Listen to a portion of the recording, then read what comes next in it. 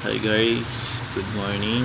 At ito, pinapakita ko lang po yung kung paano ako mag-layout ng mga pang-tata sa mga banner.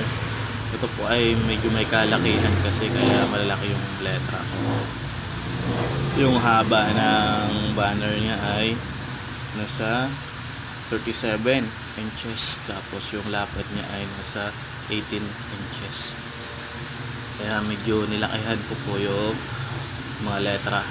Yung sukat po ng letra ko dyan, yung mga malalaki ay 8 to 7.5 taas, at yung lapad niya naman ay 4. Yan,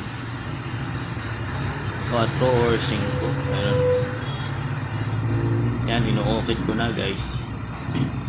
Fast forward ko na kasi yung fast forward sobrang tagal po kasi yan.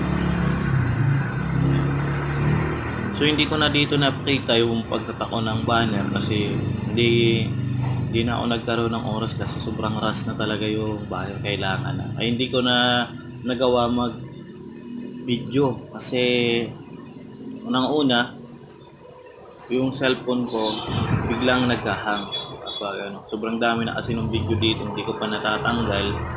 Maliit lang kasi yung storage ng ginagamit nating cellphone. So ayan.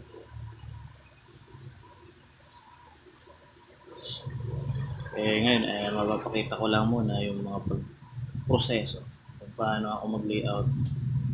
Pwede naman pong i-computer kaso nga lang po talagang gusto ko hand to hand muna. Thank you guys.